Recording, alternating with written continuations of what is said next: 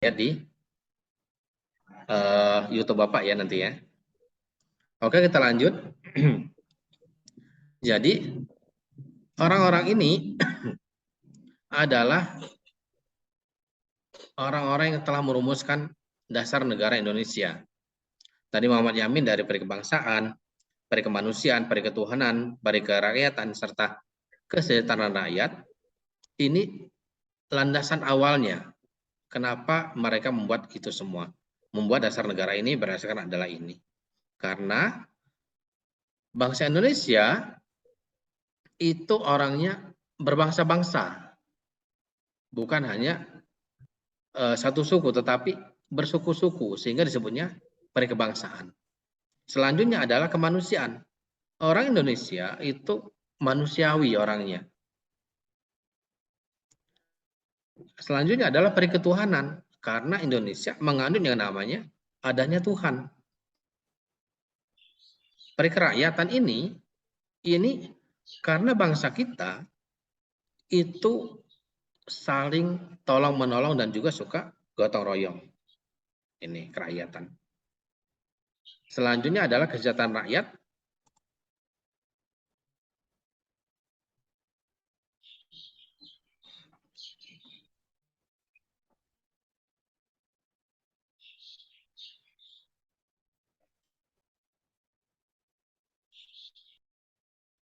Ya. Selanjutnya adalah kesejahteraan rakyat. Kenapa diambil? Karena bangsa kita habis dari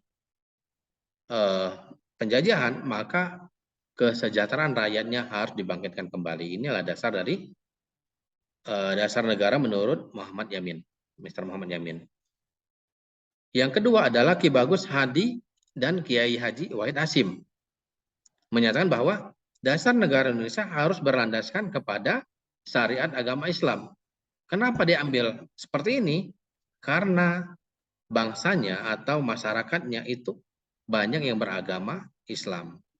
Dan pandangannya adalah hanya Islam yang dapat menyatukan seluruh umat-umat yang berbeda agama. Gitu. Selanjutnya adalah Dr. Supomo. Dr. Supomo hampir sama dengan Mr. Muhammad Yamin, dari persatuan, kekeluargaan, keseimbangan lahir dan batin, musyawarah dan keadilan rakyat. Kalau persatuan berarti kita membangun yang namanya persatuan. Kenapa dimasukkan oleh Dr. Supomo ini persatuan? Karena bangsa Indonesia itu untuk merebut kemerdekaan dari tangan penjajah, kita bersatu, tidak terpecah belah. Ketika bersatu, maka kita tidak dapat diruntuhkan atau tidak dapat dipatahkan semangatnya. Tetapi kalau misalnya kita sendiri-sendiri, maka akan sangat gampang penjajah untuk mempengaruhi kita.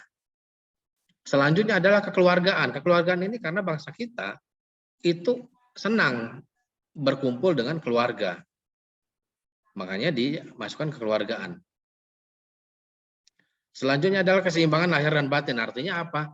Periketuhanan juga ini. Yang keempatnya adalah musyawarah. Jadi kenapa musyawarah dimasukkan? Karena dalam memutuskan apapun itu harus berdasarkan pada musyawarah. Selanjutnya adalah keadilan rakyat. Rakyat harus diberikan keadilan supaya masyarakatnya itu atau rakyatnya dapat menjalankan dasar negaranya sendiri. Jadi semua ini sudah terkandung di dalam dasar negara Indonesia berdasarkan syariat agama Islam. Ini sudah ada di sini.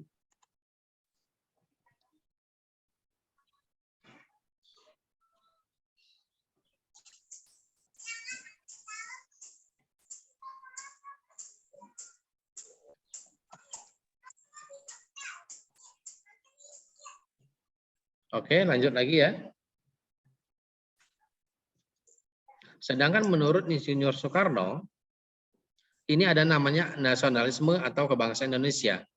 Internasionalisme atau kebangsaan Indonesia juga. Mufakat atau demokrasi, selanjutnya adalah kesejahteraan sosial. Yang kelimanya adalah ketuhanan yang berkebudayaan. Artinya di sini, pendapat-pendapat ini, pendapat dari Mr. Muhammad Yamin, terus dari Ki Bagus Hadi dan Kiai Haji Wahid Hasyim, Dr. Supomo, bahkan sampai dengan Insinyur Soekarno, itu merupakan upaya dalam membentuk suatu rumusan dasar negara.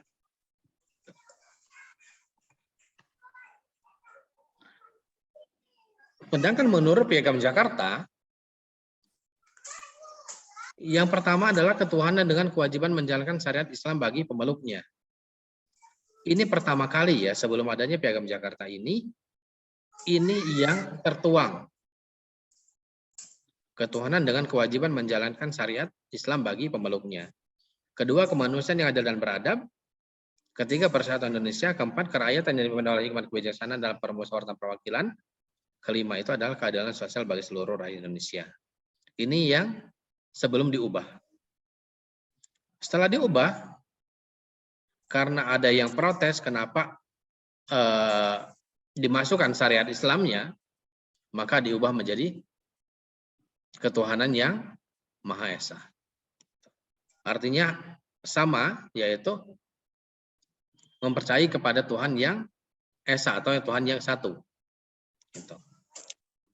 Tetapi para kiai kita atau para pendahulu kita inginnya itu adalah ketuhanan dengan kewajiban menjalankan syariat Islam bagi pemeluknya. Ada yang tanyakan dulu?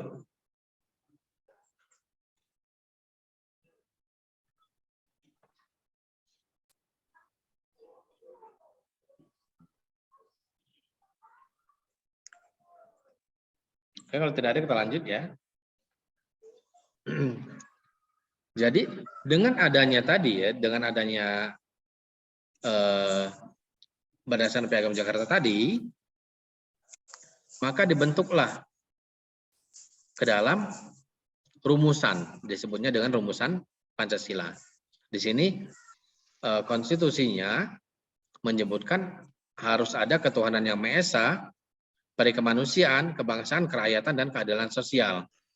Berdasarkan Undang-Undang Dasar sementara, itu juga sama, dan juga rumusan Pancasila, sama juga. Ketuhanan yang Maha Esa, pada kemanusiaan, kebangsaan, kedaulatan rakyat, serta keadilan sosial. Jadi ini adalah rumusan Pancasila yang telah disusun oleh para pendahulu kita. Ini, kenapa sih tujuan pendidikan Pancasila? Apa tujuannya? Khususnya di pendidikan tinggi, tujuannya adalah untuk mengetahui Pancasila secara benar. Selanjutnya agar Pancasila yang benar tersebut dapat diamalkan dengan sebaik-baiknya. Baiknya. Ya. Selanjutnya adalah setelah diamankan agar jiwa semangatnya, perumusan dan sistematiknya tidak akan diubah lagi. Betul. Jadi itu ya tujuannya, ini tujuannya. Jadi supaya penerus bangsa itu tahu tentang Pancasila itu. Jangan sampai lebih tahu Mobile Legends daripada tentang Pancasila. Atau lebih tahu PS daripada Pancasila. Itu ya. Iya, Pak. Yang terakhir, ini menurut Dirjen Dikti adalah memiliki kemampuan untuk mengambil sikap yang bertanggung jawab sesuai dengan nuraninya. Sampai dengan memiliki kemampuan untuk memaknai peristiwa sejarah dan nilai-nilai budaya bangsa untuk menggalang persatuan Indonesia. Jadi ini menurut SK Dirjen Dikti adalah 4 ini. Semuanya yang 3 memiliki kemampuan, yang 1 mengenali perubahan-perubahan.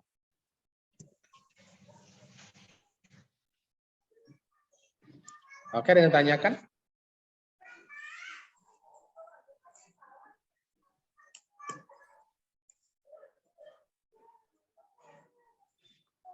Nanti videonya akan Bapak share ya di YouTube-nya.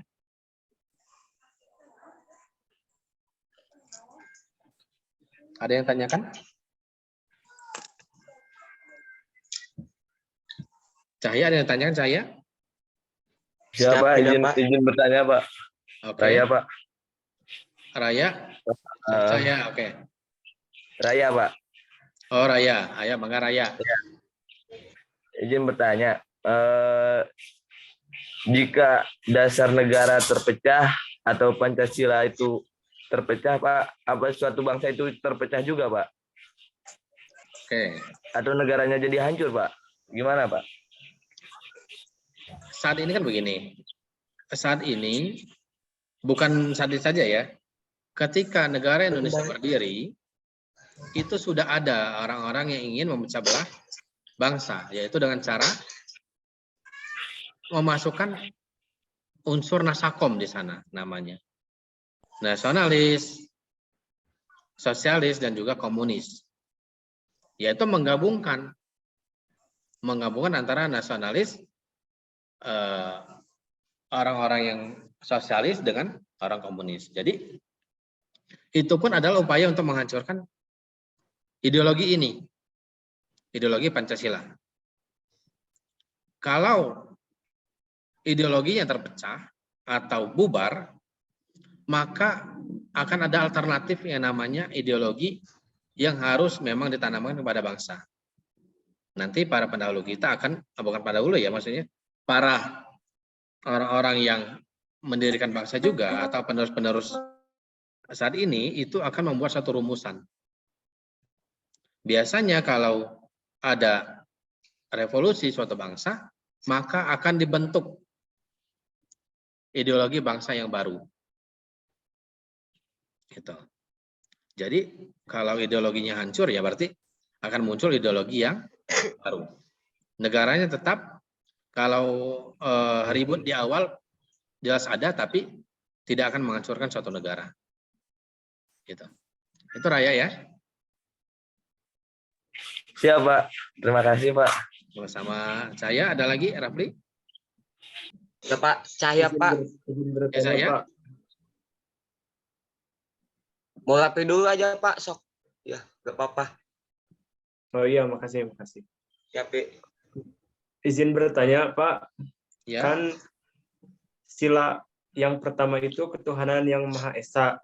Betul. Sedangkan pas waktu dulu itu bukan ketuhanan yang Maha Esa. Jadi gimana seandainya kalau sampai sekarang sila yang ke-1 itu tidak diganti? Kan banyak di Indonesia yang agamanya non-muslim, itu gimana, Pak? Oke ya. Jadi agama Islam itu sebenarnya gini, agama Islam itu sudah merangkum semua, bahkan melindungi yang minoritas. Tapi kekhawatiran orang-orang yang selain Islam itu katanya Islam sangat istimewakan saat itu katanya. Kenapa? Karena harus berdasarkan pada syariat Islam. Tetapi pada dasarnya Islam untuk melindungi orang-orang yang ada di sekelilingnya. Makanya dibentuklah berdasarkan syariat Islam. Tetapi berdasarkan yang namanya protes ya, protes adalah salah satu rumus juga. Ini kan ya di unmute ya. Di unmute ya. Itu siapa?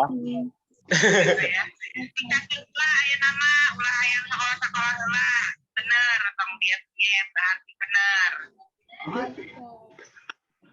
Nah, ditunggu ya. Iya, ini kamu masih tapin. Silvia Amud. Di unmute ya. Oke, ini ya Rafli ya. Jadi untuk menyatukan semua dengan lebih umum, makanya diubah menjadi ketuhanan yang Maha Esa. Artinya sama saja Ambil kue. karena ketuhanan yang Maha Esa itu menganut kepada paham bertuhan yang satu atau bertuhan kepada Allah Subhanahu wa taala. Jadi di situ ya, Rafli ya. Artinya supaya lebih umum saja, supaya lebih umum dan tidak memihak pada salah satu agama.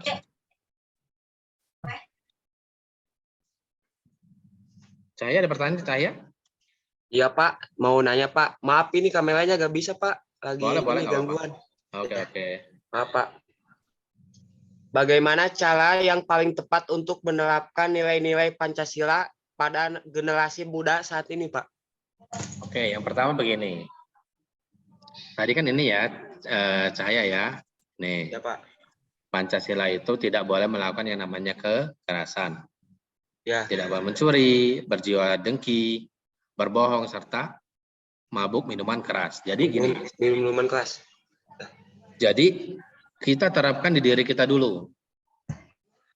Kita terapkan di diri kita dulu, tidak melanggar aturan yang telah dibuat. Kalau kita berani melanggar, berarti kita juga sudah Berani tanggung jawab. betul, harus bertanggung jawab. Jadi pada generasi muda itu tanamkan pada diri masing-masing dulu. Baru kita bisa memberikan masukan kepada orang lain. Itu. Bahkan teman-teman kita bisa kita berikan masukan. Kalau diri kita saja, contoh begini ya, yang mengikuti cara Rasulullah menyebarkan agama Islam, itu beliau memberikan contoh yang sangat baik. Makanya disebutkan uswatun hasanah ya di situ ya. Contoh yang baik, orang yang terbaik. Jadi diberikan contoh sehingga orang itu mau mengikuti kita. Kalau contohnya kita sudah bagus, sudah baik, maka orang pun mau mengikuti apa yang kita sampaikan. Tetapi kalau kita misalkan bergajulan, terus itu suka mabuk-mabukan, dan hidupnya inilah ya, madesula ya, masa depan suram aja pokoknya. Itu orang tidak akan mau mengikuti. Tapi kalau kita sudah betul-betul melaksanakan yang baik, terus itu kita tidak membuat yang namanya keonaran, masyarakat sudah mengakui bahwa kita misalkan penerus bangsa yang baik, maka orang tua pun akan mengarahkan anak-anaknya untuk mengikuti cara kita. Itu Cahaya ya. Ya Pak, makasih Pak. Sama-sama. Ada lagi? Pak, izin bertanya Pak. Ya. Mengapa dasar negara Indonesia hanya ada 5 sila? Oke. Jadi kan begini ya. Kenapa sih tadi kan 5 sila ya, 5 sila tadi. Kenapa 5 sila, tidak 6 atau 7 atau 8 ya? Karena begini, diambilnya suatu negara apa, dasar negara itu berdasarkan 5 itu sudah merangkum semua. Tadi seperti ini ya, tadi ya. Nih. Kebangsaan, kemanusiaan, ketuhanan, kerakyatan, dan juga ada namanya di sini kalau Dr. Supomo ada namanya keadilan rakyat. Ini semua sudah dirangkum berdasarkan keperluan atau kebutuhan masyarakat yang ada di negara kita. Yang pertama, masyarakat Indonesia dulu sebelum merdeka itu bercerai-berai. Bercerai-berai untuk mempersatukannya, makanya dibuatlah suatu dasar masyarakat itu yaitu dengan persatuan Indonesia. Artinya apa? Seluruh rakyat Indonesia harus bersatu. Bersatu untuk apa? Bersatu untuk memerangi penjajah dan gangguan dari paham-paham asing. Gitu. Selanjutnya adalah namanya perikemanusiaan. Kenapa? Ada perikemanusiaan juga. Perikemanusiaan ini kalau contohnya begini. Kalau kita tidak baik ke orang, maka orang pun tidak akan baik ke kita. Tetapi karena bangsa Indonesia itu orang-orang yang suka berbagi dan suka menghargai atau menghormati, maka disebutlah dengan kemanusiaan ini. Karena kemanusiaan orang-orang Indonesia itu sudah terbentuk. Makanya dimasukkan ke dalam suatu landasan negara atau dasar negara. Selanjutnya adalah ketuhanan. Kenapa ketuhanan juga dimasukkan? PKI itu tidak punya Tuhan, makanya ingin menghancurkan negara kita. Makanya kalau agama-agama yang bertuhan itu tidak akan pernah menghancurkan suatu negara. Tetapi yang akan menghancurkan suatu negara itu adalah yang tidak beragama. Gitu. Seperti PKI tidak punya agama, Mereka ingin menghancurkan negara Indonesia. Selanjutnya adalah kerakyatan. Kerakyatan, kenapa ada sih kerakyatan itu? Atau musyawarah? Rasul juga mengajarkan kita untuk bermusyawarah dalam menyelesaikan suatu masalah. Jangan kita mengambil inisiatif sendiri. Karena apa? Karena suara orang banyak itu lebih memiliki makna atau lebih dapat mengambil kesimpulan dibandingkan dengan sendiri. Gitu. Selanjutnya adalah keadilan ini. Keadilan itu berarti rakyat Indonesia setelah berjuang, setelah memenuhi semua 4 tadi, harus diberikan suatu keadilan. Yaitu keadilan dari keadilan dari segi hukum, keadilan dari segi kehidupan bebas dalam keadilan dalam segi kebebasan menjalankan agamanya dan yang lainnya. Itu ya, Yoga ya. Jadi 5 ini sudah merangkum semuanya. 5 itu sudah merangkum semuanya. Bukan artian bisa 6 bisa, bisa 7 bisa, tapi kenapa banyak-banyak kalau sudah terangkum semuanya? Itu ya, Kak ya. Setelah ini materinya siapa?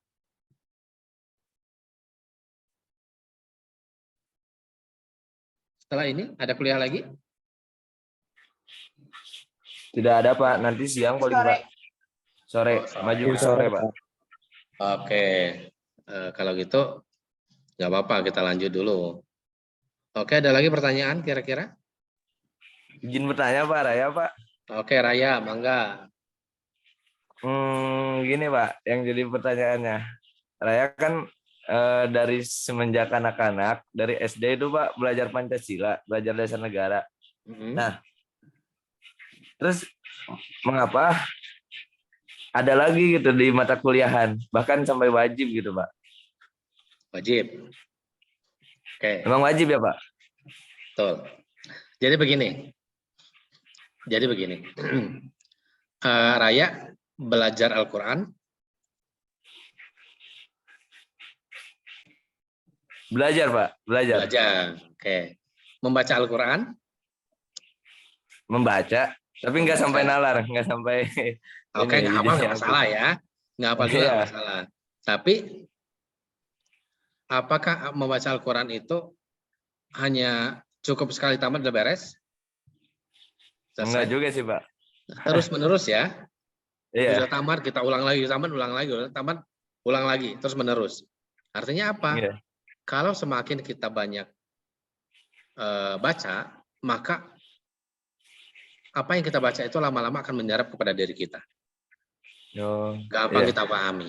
Sama Pancasila juga, kenapa perlu diberikan pelajarannya atau mata kuliahnya, bahkan wajib, karena untuk membangun atau memberikan pandangan kepada generasi baru, atau untuk menyelamatkan generasi baru, maka perlu diberikan bahwa Pancasila itu perlu dipelajari. Jadi secara terus-menerus. Supaya apa? Supaya tidak lupa. Contoh, kalau tidak diberikan pelajaran secara terus-menerus. Sekarang kan banyak tuh ya kejadian anak membunuh orang tuanya. Kenapa? Salah satunya yaitu tidak diberikan, tidak belajar lagi tentang Pancasila dan juga agamanya. Jadi dengan itu otomatis jiwa mereka jadi seperti kosong gitu. Makanya perlu dipelajari secara terus-menerus. Bahkan dulu waktu zaman Bapak dulu ya. Kalau sekarang kan hanya belajar belajar hanya di mata kuliah.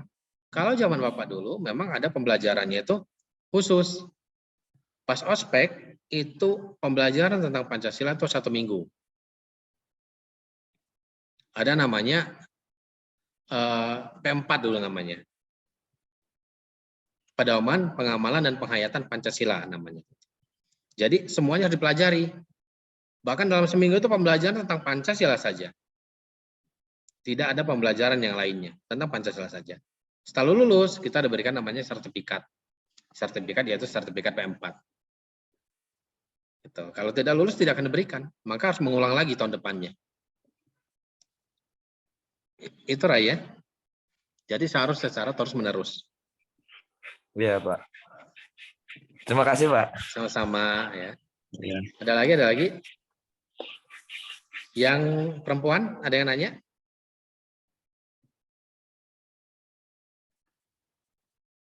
Ada yang bertanya?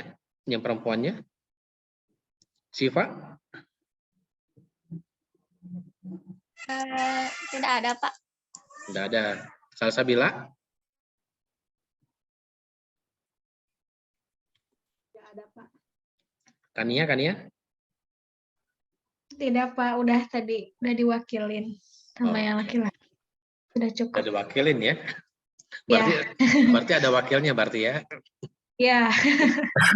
Terwakilkan mungkin, Pak, bukan diwakilin. Terwakilkan ya. Iya, itu. Sama mereka. Oh, gitu ya, Ziad ya. Oke, kalau tidak ada lagi, Ziad mau bertanya? Udah terwakilkan, Pak. Mau tanya yang tadi. Ya, udah mengerti. Iya, sama Mas Ray tadi udah diwakilin. Ya, bagaimana? Mas Ray ya. Mas Ray berarti terkenal banget ya, Mas Ray ya? Enggak, Pak, enggak. Beda aja, Pak. Oke ya. Iya. Terakhir kita buka kameranya ya, yang bisa buka kameranya. Karena ingin ini dulu kita Pak, izin bertanya, Pak. Iya. Nama YouTube-nya apa, Pak? Nanti akan Bapak kirim di ini ya. Di grup aja. Di grup. Oh iya, Pak. Iya, Pak. Terima kasih ya, Pak. Sama-sama. Ya. Silakan kameranya dinyalakan. Sudah, Pak. Ini kayaknya pada bangun tidur ini ya. Iya, Pak. Pada bangun tidur. Ya, Pak. Kosan juga belum diberesin, Pak. Jadi bangun tidur, langsung ambil alma mater, langsung kuliah ya berarti ya. Tidur terus meeting. Tidak lupa pakai almet juga. Oke, yang lainnya kecuali Sipa, ya. kenapa kamu? Ya. Oke ya, kita ini ya. Mutia, bisa bisa di on kan kameranya? Cahaya bisa di on kan? Bila nyalain bila.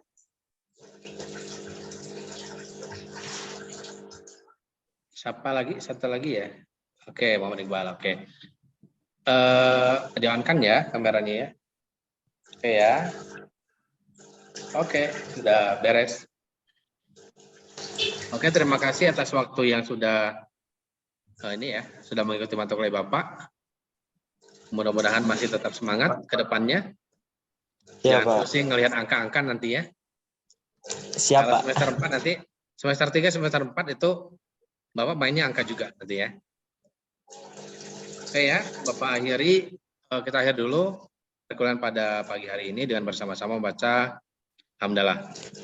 Alhamdulillahirrahmanirrahim. Bapak, maaf. Bapak makasih. Ya, Izin bertanya. Bapak makasih banyak. ya, Terima ya. kasih. Ini masuknya di pelajaran di mata kuliah jam 7.50, Pak. Betul. Ya. Oh. Jadi karena Bapak belum nyampe di kampus biasanya begitu ya. Oh iya Pak. Makanya Bapak ini kan. Ya, siap, Pak. Terima kasih banyak, Pak. Boleh ya. Jadi boleh dimulai 8.30 berarti ya, karena Bapak lihat juga selanjutnya kan tidak ada mata kuliah ya. Iya, Pak. Ya. Jadi digeser gitu, Pak. Oke. Takutnya salah gitu maksudnya. Enggak, tidak salah. Memang Bapak sengaja merubah 8.30 gitu. Jadi digeser ya, Pak. Betul, geser. Ya, Pak. Kalau 7.50 kayaknya Kayaknya Raya juga masih tidur sih, ini Pak. 7.50. Matanya juga masih pada merem mungkin ya. Iya gitu. Kayak itu mah. Kajian, Pak. Enakan 8:30. Oke. Sedang, ya. Pak. Iya, Pak. Terima kasih banyak, Pak. Assalamualaikum warahmatullahi wabarakatuh. Waalaikumsalam. Terima kasih, Bapak. Terima kasih, Bapak. Terima kasih, Bapak. Bapak izin lab. Ya.